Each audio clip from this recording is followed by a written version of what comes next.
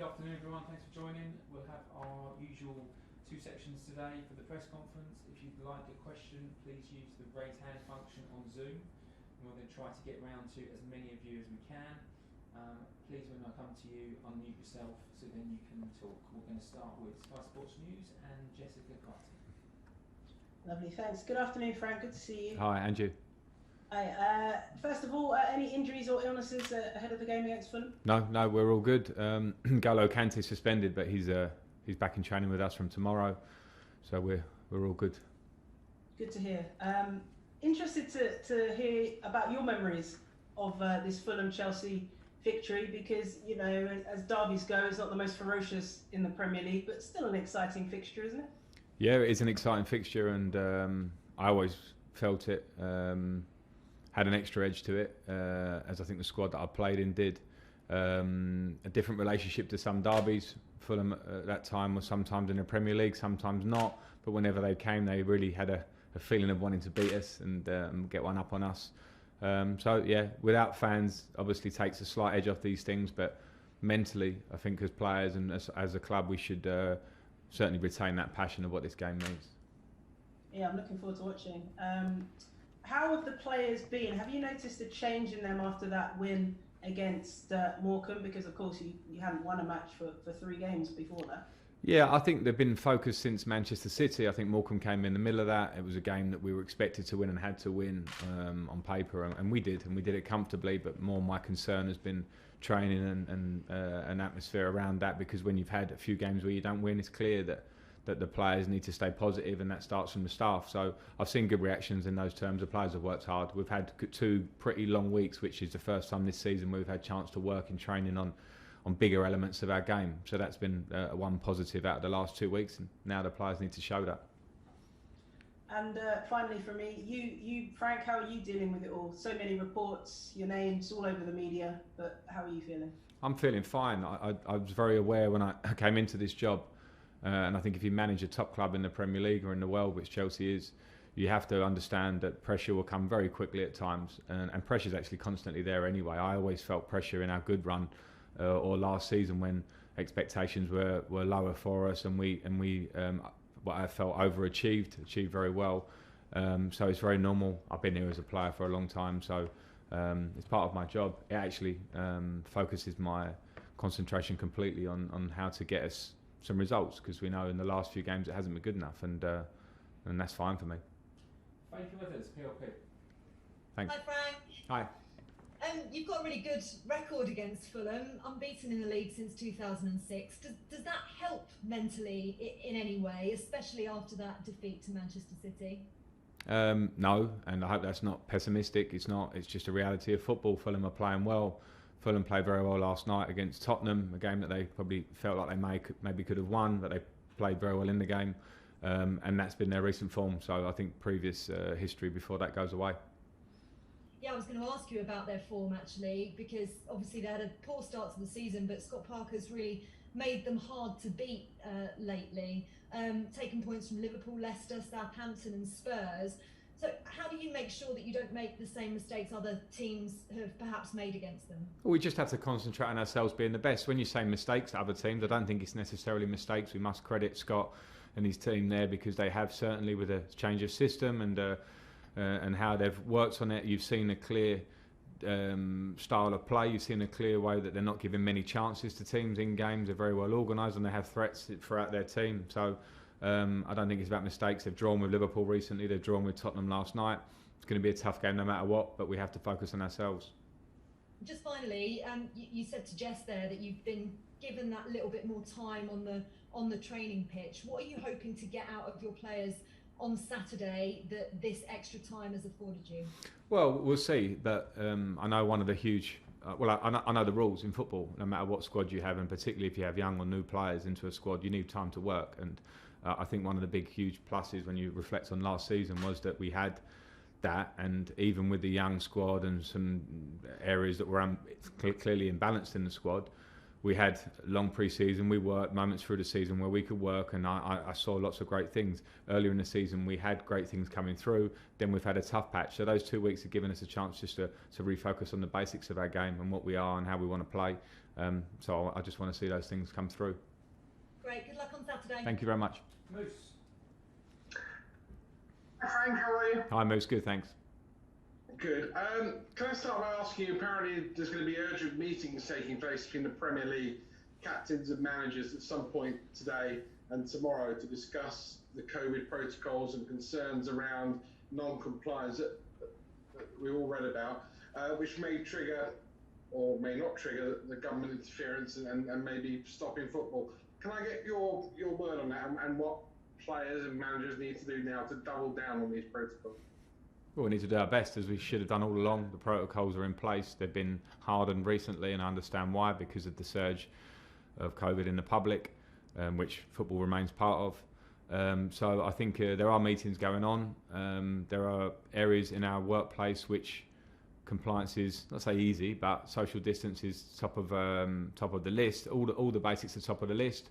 But when you're actively playing football on the pitch and there's a lot of instinct involved, then it's not always as easy to draw a clear line on pitch and in training. So that's where we are. We'll try and do the best that we are told to keep to minimise the threat or the danger that we know this virus holds. Would you and are you actively telling your players not to go and celebrate after goals, not to high-five players they would know on the other team at the end of games? Yeah, and we've been told that. And you're right, there are meetings that are planned for today and tomorrow to probably reinforce that, I guess, from the Premier League, and not reinforce that to the players. But football has and always will be a game of instinct. And if we want to take the instinct out of the game, I think it's not that simple. So I think the players are good lads. They don't want to do the wrong thing. They're being asked to do their job through this very tough time, and they're doing it. And that's the way it is, and I understand that. But when they're on the pitch and if they score a goal, we'll try and adapt slightly as well as we can. Ideally, in a perfect world, we'll all walk back to the halfway line and just start again.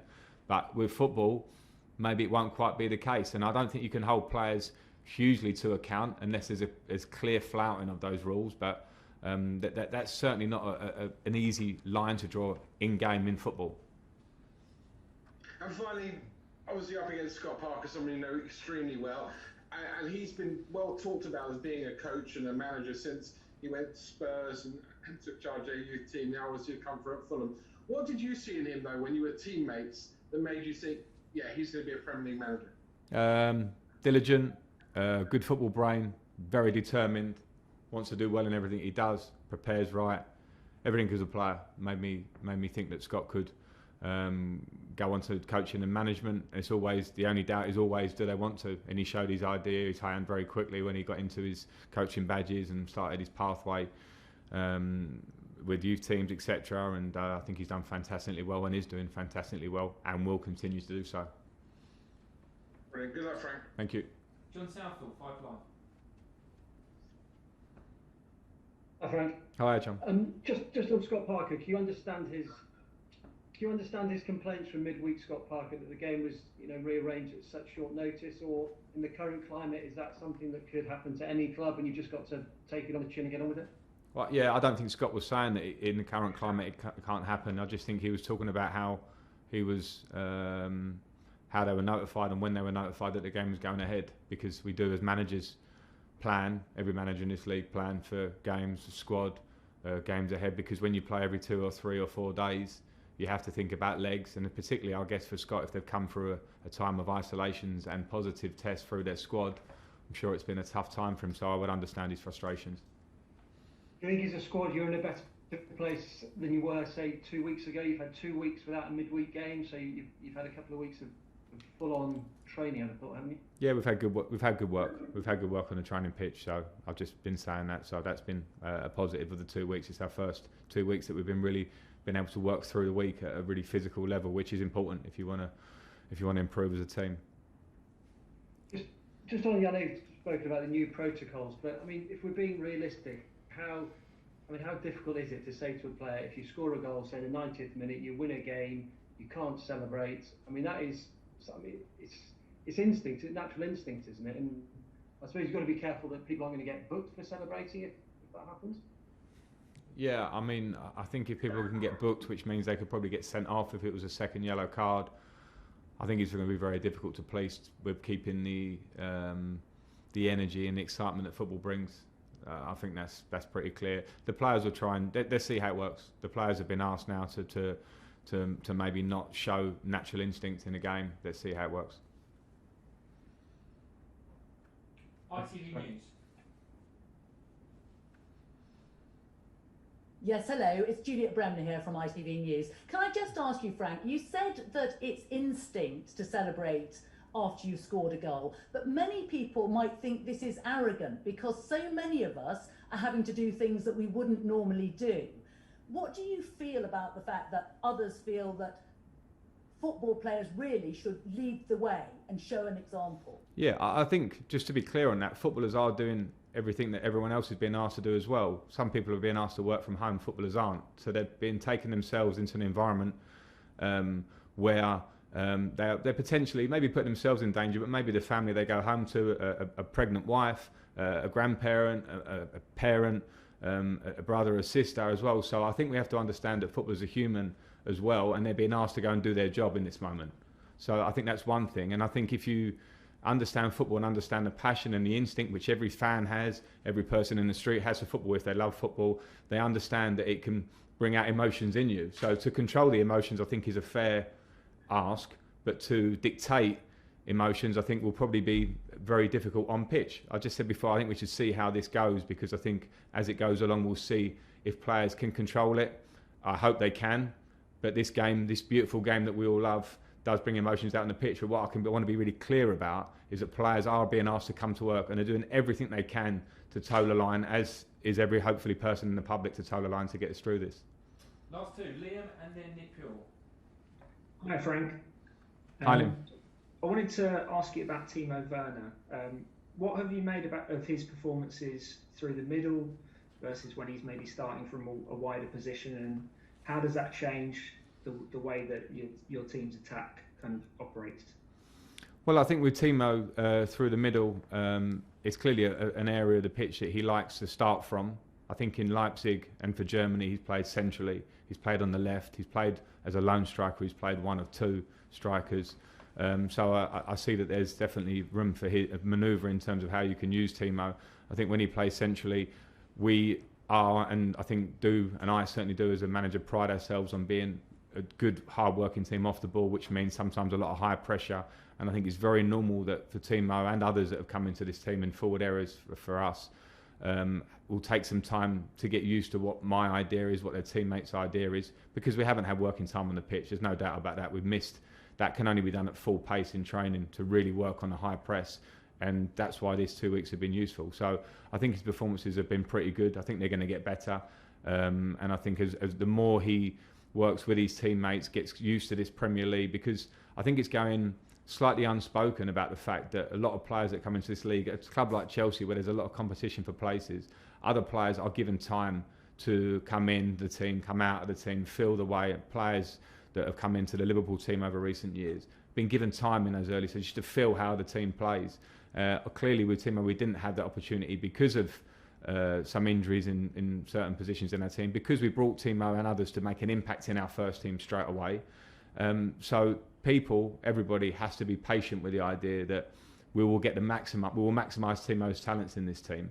And that's a two-way street of his work and our work as a group.